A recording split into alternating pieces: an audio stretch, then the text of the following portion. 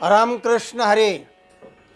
आसित गिरी समंस्यात कज्जलम सिंधु पात्रे सुरतरुवर शाखा लेखनी पत्रमूर्वी लिखति यदि गृहीत्वा शारदा सर्वकालम तदपि तव गुणानाम एष पारन्न याते. सज्जनो, यावर विचार करा. असा आजचा आपला भाग आहे.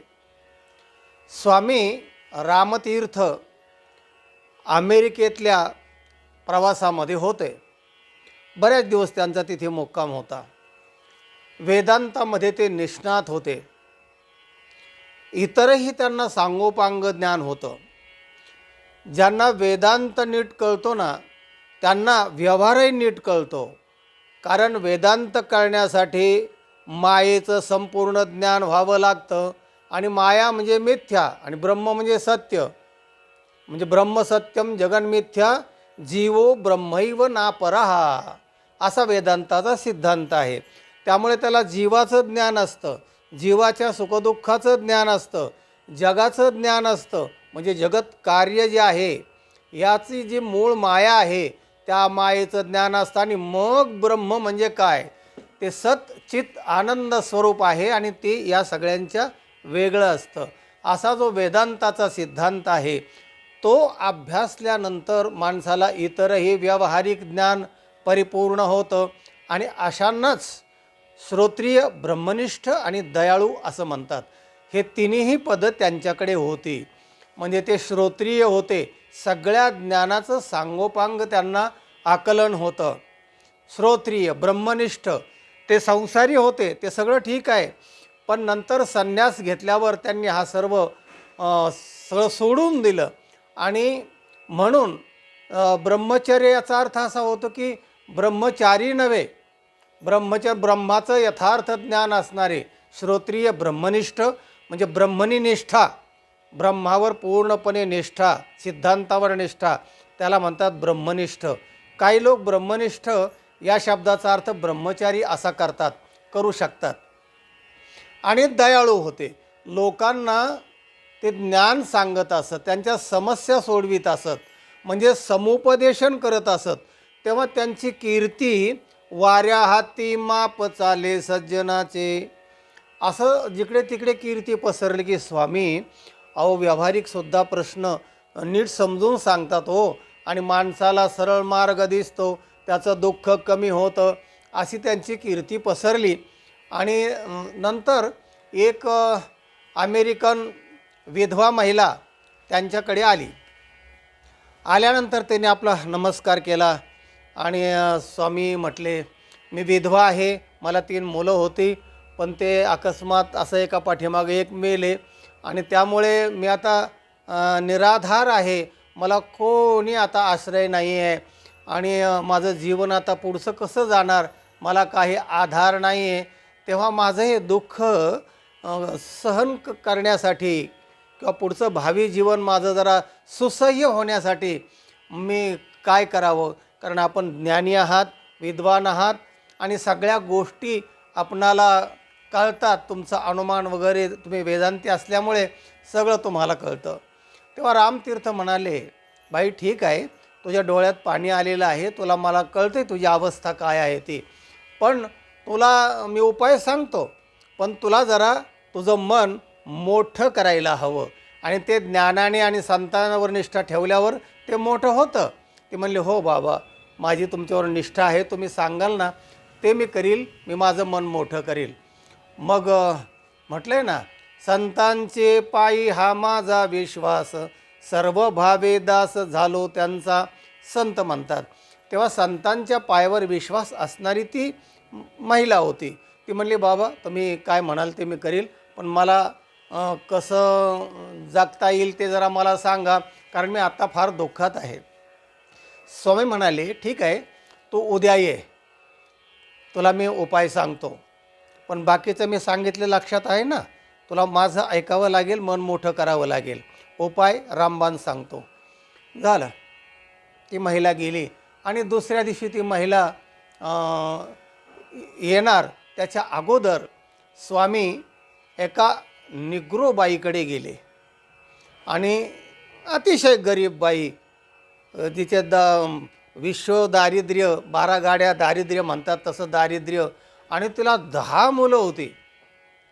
आणि स्वामींना साधारण माहिती होतं म्हणून ते नेमकं घरी गेले आणि त्या बाईला सांगितलं. ती बाई भाविक होती. ते नमस्कार केला, म्हणले स्वामी आपलं चरणरज आमच्या या घराला लागले, पुनीत झालो आम्ही. म्हणले काय कसं काय येणं केलं?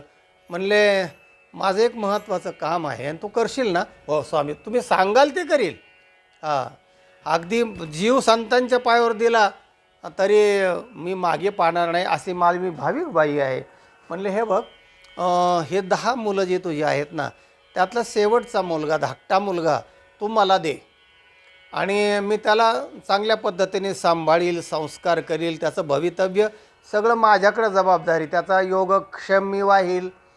तर तेवढं हो हो स्वामी, मला आहे, नाही तरी आहेतच नाही एवढे, तर माझंही ओझं हलकं होईल आणि स्वामींकडे जातो आहे म्हणजे तो कितीतरी त्याचं भाग्य मोठं आहे असं मी समजेल. आणि मग तो 10वा मुलगा स्वामीजींना त्या बाईने दिला, दान केला म्हणूया. आणि स्वामी त्या मुलाला घेऊन आले आणि ही बाई दुपारून साधारण स्वामींकडे आली, नमस्कार केला आणि म्हणाली स्वामी काल मी आले होते आणि माझं दुःख हलकं करा असं मी तुम्हाला म्हटले होते. हो हो म्हणले, माझ्या लक्षात आहे. हे बघ म्हणाले, तू निराधार आहेस, तुला आश्रय नाही काही, पुढचं जीवन सगळं तुझं. तर स्त्रियांमध्ये वात्सल्य प्रेम असतं आणि 3 मुलं ज्या अर्थी झाले आणि ते गेले, तर तुझं वात्सल्य प्रेम हरपलेलं आहे. ते पुनर्जागृत करण्यासाठी आणि तुला एक आधार म्हणून कायमस्वरूपी, अगदी मरेपर्यंतचा आधार म्हणून, हे बघ हा मुलगा, बघ किती छान दिसतोय ना, हां हां, अगदी दुसरा कृष्णच आहे म्हणाले. ती बाई जरा गंभीर झाली. म्हणले काय स्वामी, म्हणजे तुम्हाला म्हणायचं काय? म्हणजे हा मुलगा तू दत्तक घे, तुझ्या सगळ्या पुढच्या आयुष्याला हा उपयोगी पडेल. ती बाई गंभीर झाली. म्हणले अहो तो निग्रो आहे. म्हणले निग्रो आहे मग काय झालं? हा जो रंगभेद आहे ना, हा माणसाच्या मनातला गेला पाहिजे. हा नैसर्गिक आहे, ईश्वर दत्त आहे. बाकी सगळं तो बोलतो आहे, खातो पितो आहे, त्याला सगळ्या भावना आहेत, सगळं इतरांसारखं आहे. पण रंगभेद, प्रांतभेद, ह्या सगळ्या ज्या भेदाभेद आहेत ना, ते इतके वाईट आहेत की त्या भेदामुळे मनुष्य दुःख भोगतो. तेव्हा द्वैताद्वै भयं भवती असा वेदांत सांगतो. द्वैत नको, हे वरचं जे आहे ना, काय भुललासी वरलिया रंगा, वरच्या रंगावर जाऊ नकोस, तू अंतरंगात जा. आणि मग स्वामीने त्याला समुपदेशन केलं की रंगावर जाऊ नकोस, तू तुझं वात्सल्य प्रेम प्रगट कर आणि आईच्या दृष्टीने त्या मुलाकडे पहा. आणि तसं जर झालं ना, तर तुला तो आनंद होईल ना, तर त्या आनंदाला जोडा नाही आहे. अरे बघ ना, म्हणाले त्या यशोदेचा कृष्ण, कृष्ण म्हणजे काळा, कृष्णाचा अर्थच आहे काळा. तर तो काळासुद्धा यशोदेला खूप आवडला, वात्सल्य प्रेम तयार झालं. तो तिचा नव्हता, होता देवकीचा, पण त्या कृष्णाचं वात्सल्य प्रेमाने त्याला स्तनात दूध यायचं, इतकं वात्सल्य प्रेम शिखराला जायचं. तेव्हा तू मातृहृदयाने त्याच्याकडे पहा, म्हणजे तुझी समस्या सुटून जाईल.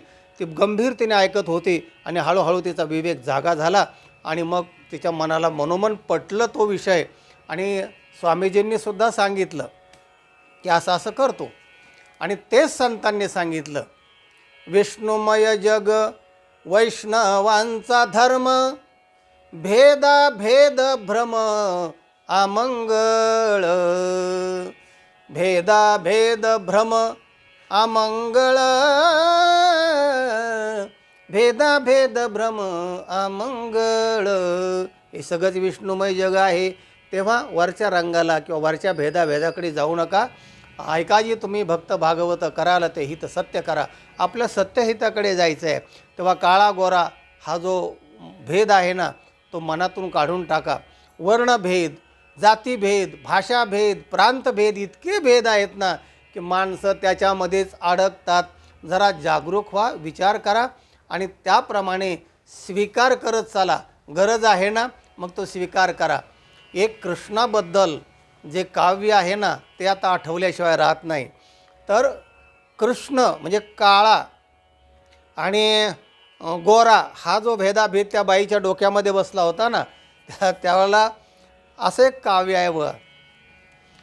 यशोदा मैया से बोले नंदलाला, राधा क्यों गोरी मैं क्यों काला.